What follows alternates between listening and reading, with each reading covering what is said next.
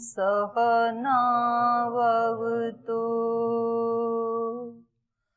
सहनौ भुनक्तु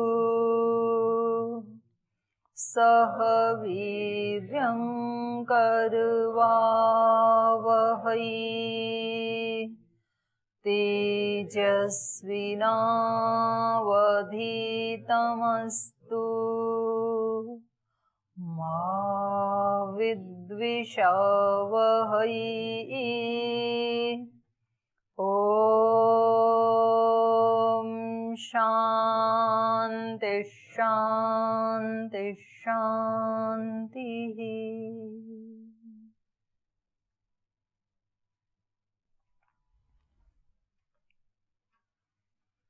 गीता के इस 10वें अध्याय में भगवान अपने विभूतियों का वर्णन कर रहे थे। विभूतियों के बारे में हम पढ़ रहे थे। वैसे तो शुरू में ही यहाँ पर बता दिया था कि जो कुछ भी संसार में है उस सब का आदि मध्य और अंत मैं ही हूँ।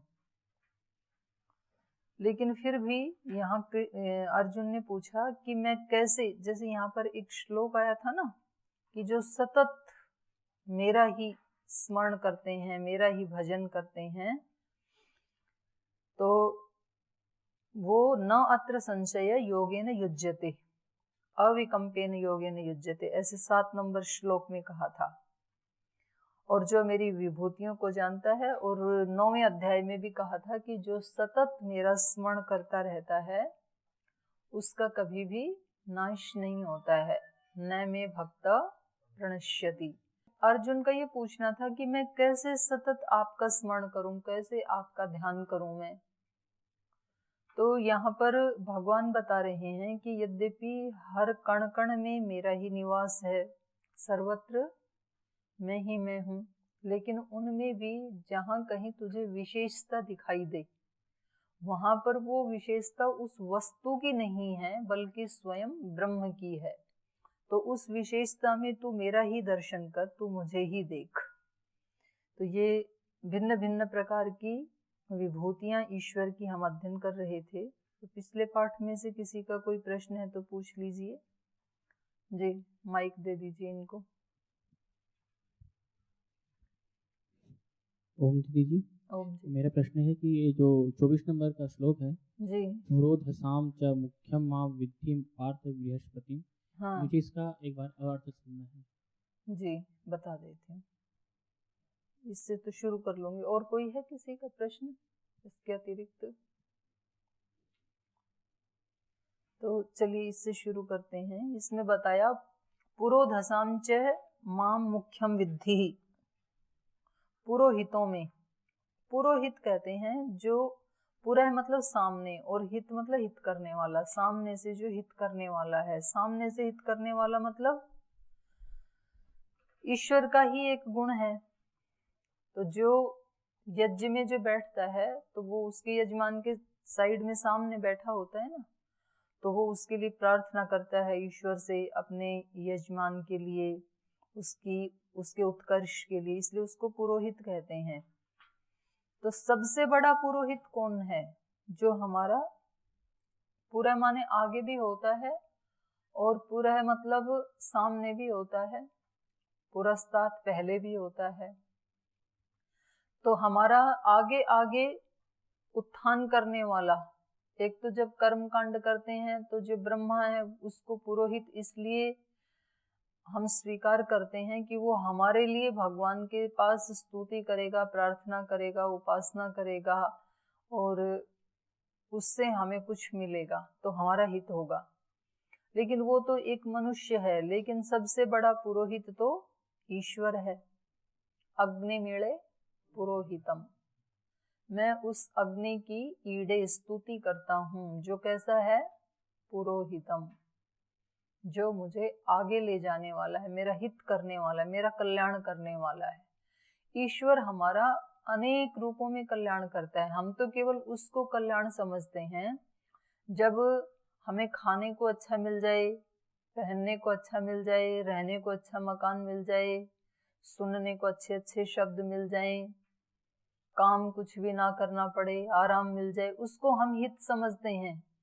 लेकिन ईश्वर का हित करने के, कल्याण करने के अनोखे ही तरीके होते हैं। जब वो दंड देता है उसमें भी हमारा हित ही होता है, क्योंकि उस दंड से फिर हम जीवन में ऊपर उठते हैं, हमारा उत्कर्ष होता है।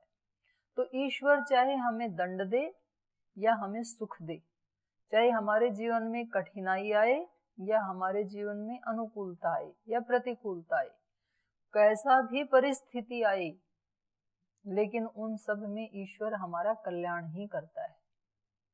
तो इसलिए जीवन में जो सच्चे उपासक होते हैं उनका बिलीव क्या होता है, उनका मानसिकता क्या होती है कि जो भी होता है वो भले के लिए होता है, अच्छे के लिए ही होता है, कुछ ना कुछ उसमें अच्छाई छिपी हुई है। क्योंकि संसार में मौके और धोखे दोनों साथ साथ रहते हैं। एक ही सिक्के के दो पहलू होते हैं, एक तरफ होता है मौका, एक तरफ होता है धोखा।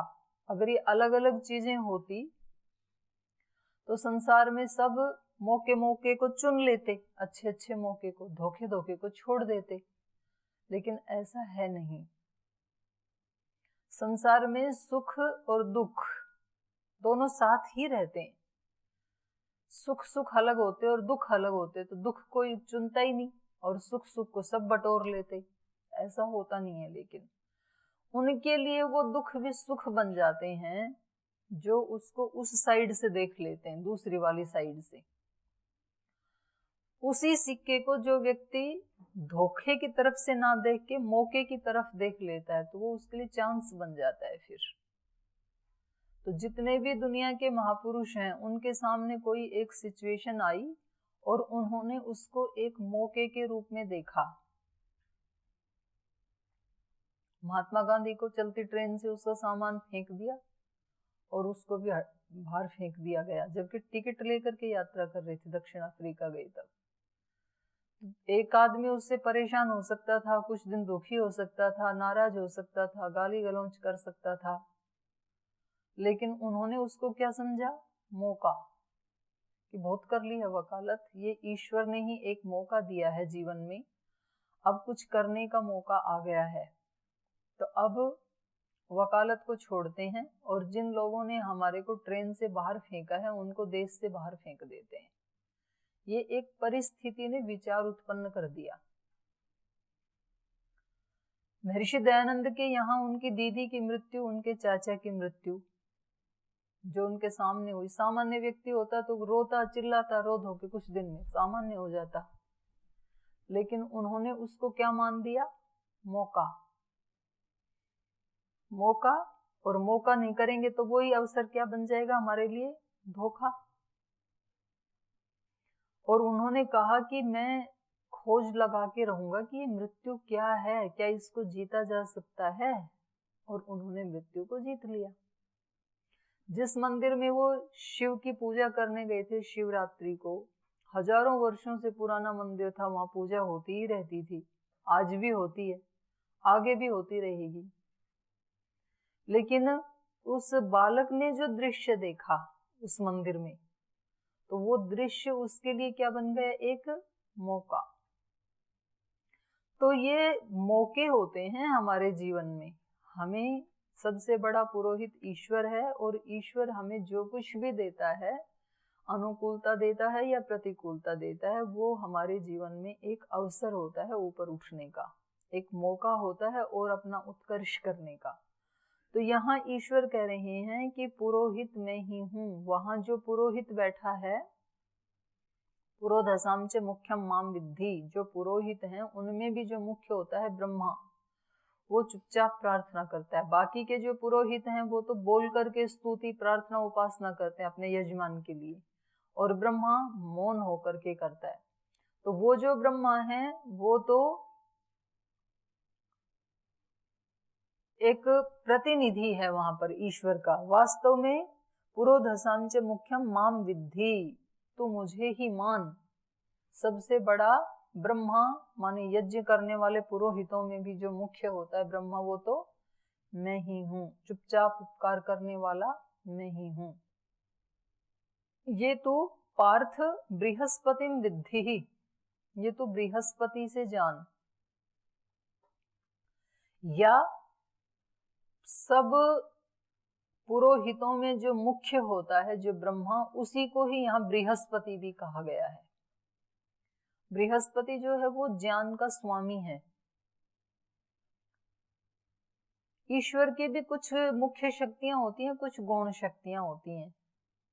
जैसे ईश्वर की जो मुख्य ज्ञान का डिपार्टमेंट है, उसमें जो सबसे बड़ा है, ईश्वर की जो सबसे बड़ी शक्ति है, उसका प्रतिनिधित्व कौन करता है? ज्ञान की देवी कौन है? सरस्वती है।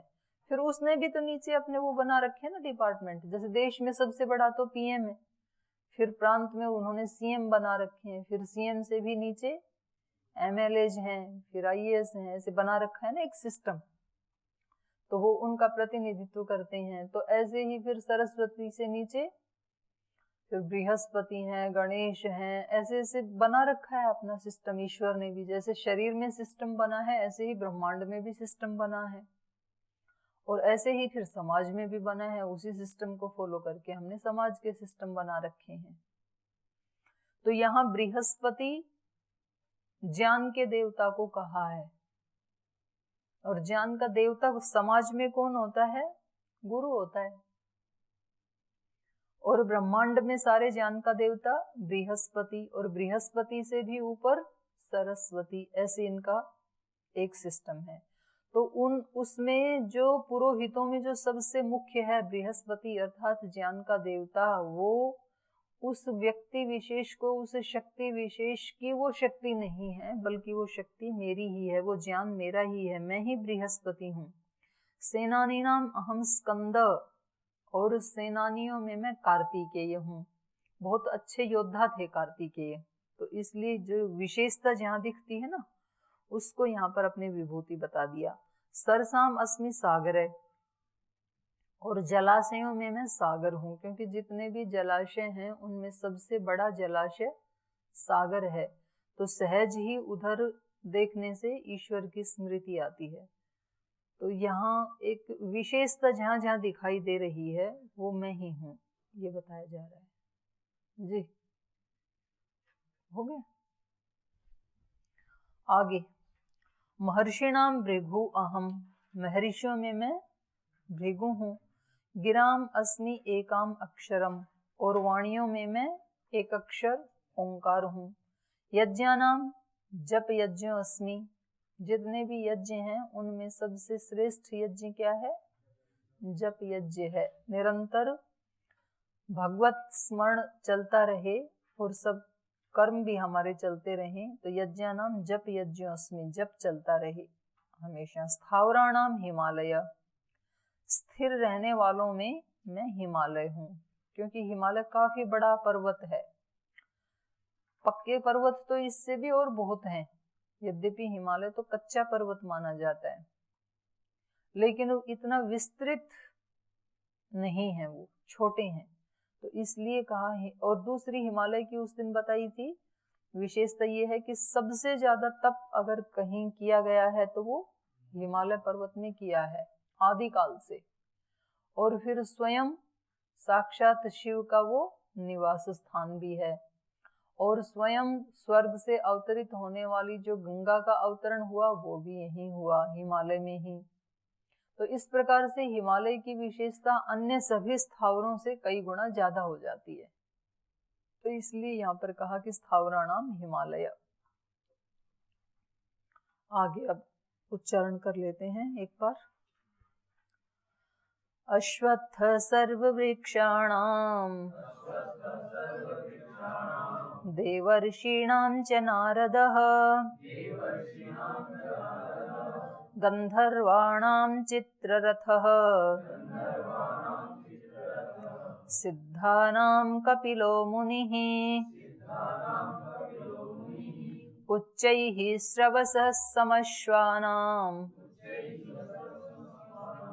विद्धि माममृतोद्भवम् ऐरावतं गजेन्द्राणां नराणां च नराधिपम् आयुधानाम् अहं वज्रम् धेनूनामस्मि कामधुक् प्रजनन् चास्मि कन्दर्पः सर्पाणामस्मि वासुकिः अनन्तश्चास्मि नागानाम् वरुणो यादसामहम् पितॄणामर्यमा चास्मि यमः संयमतामहम् प्रह्लादश्चास्मि दैत्यानां कालः कलयतामहम् मृगाणां च मृगेन्द्रोऽहम् वैनतेयश्च पक्षिणाम् सर्ववृक्षाणाम् अश्वत्थः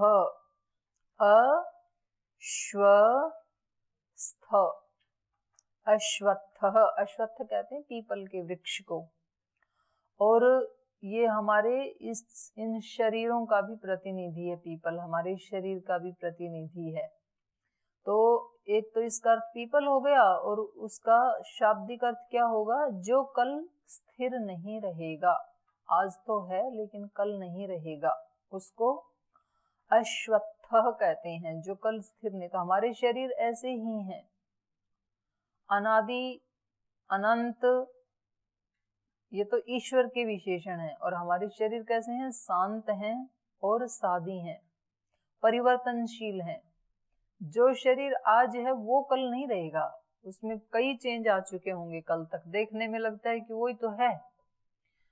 कभी भी आपको कुछ अपने शरीर में परिवर्तन होते हुए दिखा नहीं ना? बचपन से देखा? किसी दिन नहीं देखा, लेकिन तो भी दिख रहा है ना। कितने छोटे बच्चे से फिर थोड़े बड़े बालक हुए, फिर किशोर हुए, फिर युवा हुए, फिर उसमें प्रौढ़ हुए, फिर उसमें बुजुर्ग हुए, फिर मृत्यु को प्राप्त हो गए।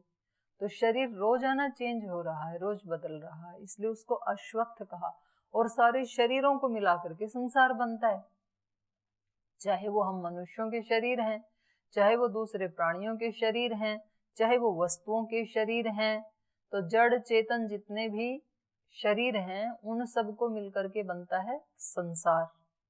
जैसे पृथ्वी का अपना एक शरीर है, सूर्य का अपना एक शरीर है, चंद्र का अपना एक शरीर है, नदी का अपना एक शरीर है। तो इन सारे शरीरों को मिला करके संसार बनता है। तो संसार को क्या कहते हैं? अश्वत्थ, अस्थिर, कल न रहने वाला। लेकिन यहाँ क्या कहा? सर्व वृक्षाणाम, सब वृक्षों में मैं पीपल हूँ। पीपल की क्या विशेषता है? पीपल एक तो ऑक्सीजन देता है 24 घंटे। बाकी जितने भी वृक्ष हैं दिन में तो ऑक्सीजन देते हैं, लेकिन रात को कार्बन डाइऑक्साइड देते हैं। लेकिन पीपल एक ऐसा वृक्ष है जो 24 घंटे केवल ऑक्सीजन ही देता है। तो ये सबसे बड़ी विशेषता है। दूसरी विशेषता ये है कि उसको आप जलाएंगे भी आग में तो बहुत कम कार्बन बनती है उससे। जैसे नीम को आप जलाएंगे तो नीम सबसे ज्यादा कार्बन बनाता है, इसलिए यज्ञ में नीम की लकड़ी जलाना वर्जित होता है। नीम की लकड़ी नहीं डालते हैं, या तो पीपल की या आम की या शमी वृक्ष की, क्योंकि वो बहुत कम कार्बन बनाती हैं। इसलिए सबसे कम कार्बन बनता है पीपल की समिधाओं से। तीसरा कारण है कि उसमें कोई कांटे नहीं होते। सब वृक्षों में तो कांटे होते हैं, कहीं ज्यादा कहीं कम, खुरदरापन होता है। लेकिन पीपल की स्किन है वो बहुत सॉफ्ट, मुलायम होती है, साफ सुथरी होती है। और चौथा जो है औषधि है, वो बहुत सारे रोगों की। उसके पत्ते भी औषधि हैं, उसके फल भी औषधि हैं, उसका जो लकड़ी का वो है छिड्डा वो भी औषधि है। तो इस प्रकार से सब वृक्षों से बहुत ज्यादा महिमा है पीपल की, और देखने में भी बहुत सुंदर है। और उसमें से जो हवा गुजरती है उसकी भी एक अलग ही आवाज होती है। और कुछ लोगों का ये मानना है कि सब देवों का निवास है उसमें। कुछ तो भूतों का भी मानते हैं कि भूतों का भी निवास है उसमें। तो ये क्या हो गया, सर्व वृक्षाणाम अश्वत्थ, देवर्षिणाम च नारदः, और देव ऋषियों में, देवों के जो ऋषि हैं, ये ऐसे माना जाता है कि नारद एक ही नारद नहीं, कई नारद हो चुके हैं, ये सब नेम है नारद। और देवर्षि भी कई हैं, कई हो चुके हैं, लेकिन देवर्षि नारद ये पूरा एक नाम, ये एक ही व्यक्ति है। और देवर्षि नारद कौन है? जो हमेशा भगवान के नाम का स्मरण करते हुए घूमते रहते हैं तीनों लोकों में। उनका सूक्ष्म शरीर है और वो भगवान विष्णु का मन माना जाता है। जो पौराणिक लोग हैं वो कहते हैं भगवान जी का मन है वो नारद। जैसे हमारा एक मन है ना, ऐसे उस ब्रह्म का जो मन है उसका नाम ही देवर्षि नारद है। तो जब भगवान को क्या कर्म करना है उससे संबंधित परिस्थितियां वो नारद जी पहले ही बना देते हैं। इधर उधर घूमते रहते हैं ना, कहीं शिकायत लगाते हैं, कहीं कुछ करते हैं, वो वैसी एक सिचुएशन बना देते हैं पहले से ही जाके। तो फिर भगवान को वैसा कर्म करना होता है जो मतलब हमें जो कर्म करना है वो पहले कहाँ आता है? हमारे मन में तो आता है। तो फिर हम वैसी सिचुएशन बनाते हैं। जैसे मान लो हमें सोना है, तो ये पहले हमारे मन में आता है ना कि अब मुझे सोना है। तो सोना है तो फिर ये विचार जैसे ही मन में आया तो उसकी तैयारी करेंगे ना, फिर चादर बिछाएंगे, तकिया लगाएंगे, ओढ़ने वाली बेडशीट रखेंगे, पास में पानी रखेंगे। तो ये सारी सिचुएशन बना के फिर अब सोएंगे। तो ऐसे ही ब्रह्म को जो कुछ करना है सृष्टि में, तो नारद पहले वो परिस्थितियां बना देता है आगे जाकर के। तो ये एक विशेष भगवान की विभूति है। देवर्षि नारद जो हैं वो सब देवर्षियों में और नारदों में सर्वश्रेष्ठ हैं। तो देवर्षिणाम च नारदः गंधर्वाणाम चित्ररथः। गंधर्व वो होते हैं जो देवों के लिए गाते हैं, गायन करने वाले। तो उनमें चित्ररथ जो हैं वो सबसे अच्छा गाते हैं। तो इसलिए भगवान कहते हैं वो मेरी ही विभूति हैं, मैंने ही उनको इतना सुरीला कंठ दिया है कि वो सबसे सुंदर गाते हैं। तो गंधर्वाणाम चित्ररथः सिद्धानाम कपिलो मुनिः, और जितने भी सिद्ध हो चुके आज तक उन सब में सर्वश्रेष्ठ हैं कपिल मुनि। दो प्रकार के सिद्ध होते हैं, एक जन्मजात सिद्ध होते हैं, एक साधनों से सिद्धि को प्राप्त करते हैं, वो सिद्ध होते हैं। तो कपिल ऋषि जो हैं वो जन्म से ही सिद्ध थे। इनकी माता जी देवहूति और इनके पिताजी का नाम कर्दम ऋषि था। है जी, क्या कह रहे हैं जी? तो कर्दम ऋषि और देवहूति माता की संतान थे ये, और ये गर्भ से ही सिद्धियों को प्राप्त थे, सिद्ध महात्मा थे, और ये आदि सिद्ध हैं। इस सर्ग के आदि सिद्ध ऋषि हैं ये कपिल, और इन्होंने ही सांख्य दर्शन की भी रचना की। फिर इन्होंने अपने शिष्य जो हैं आसुरी, इनके सबसे प्रमुख शिष्य थे, अनेक शिष्य थे, उनमें से प्रमुख शिष्य थे आसुरी। तो उनको जो उपदेश दिया तो वो एक ग्रंथ के नाम से ही फिर प्रसिद्ध हो गया, सांख्य दर्शन। तो इसलिए कहा सिद्धानाम कपिलो मुनिः, सिद्धों में मैं कपिल मुनि हूँ। उच्चैः श्रवसम अश्वानाम, घोड़ों में मैं उच्चै श्रवसा हूँ। उच्चै श्रवसा इंद्र के घोड़े का नाम है।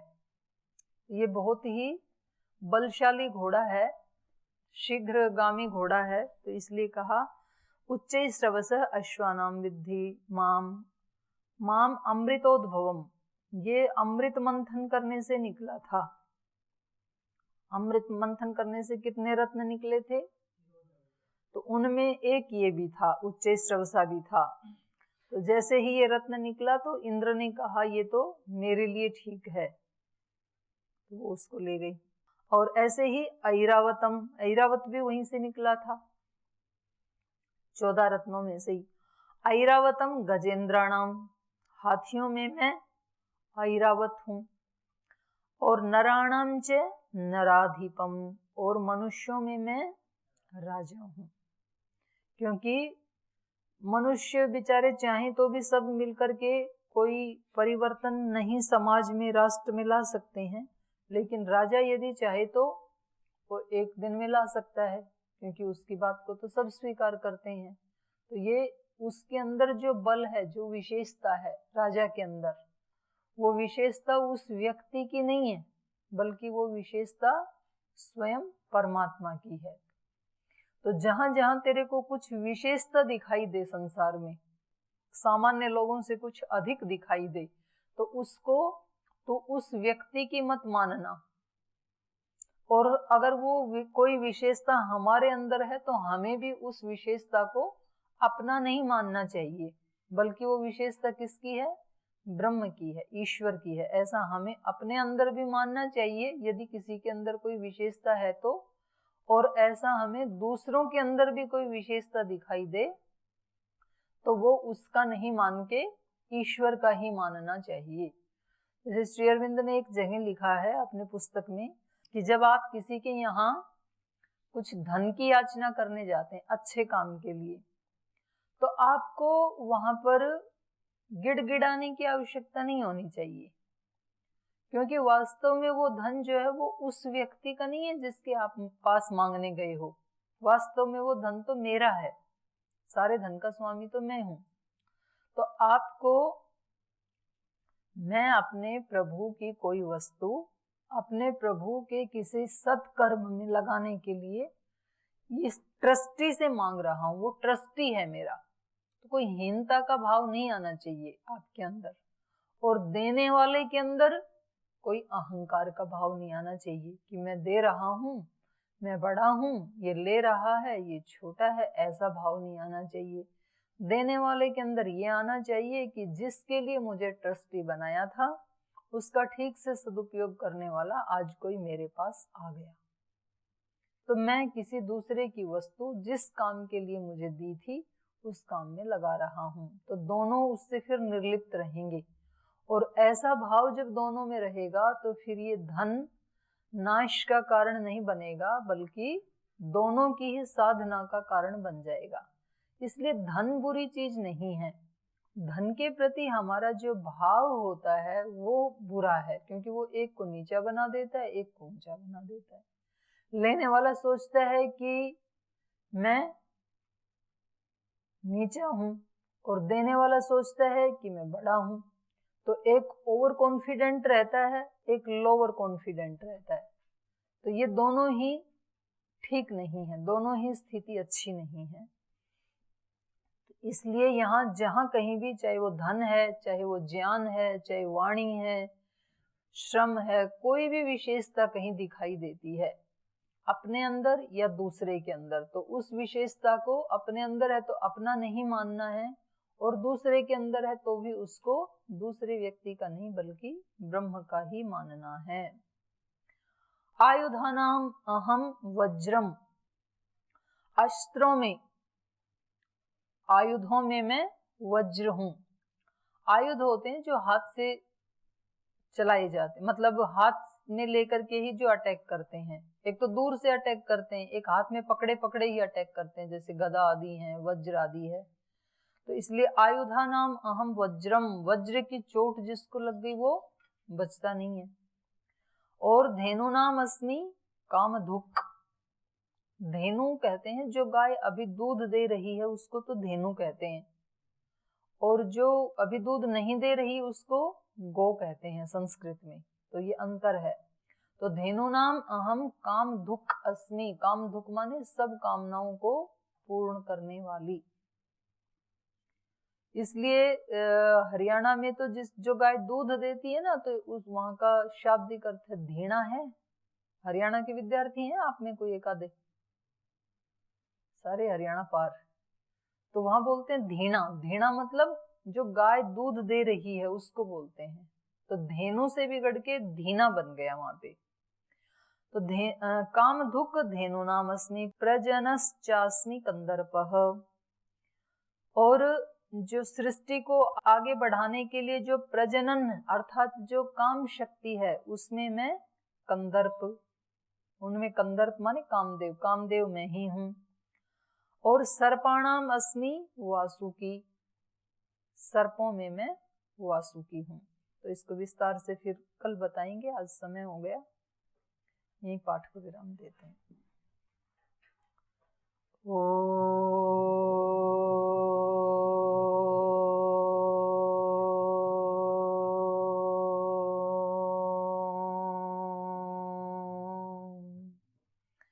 शांति शांति शांति।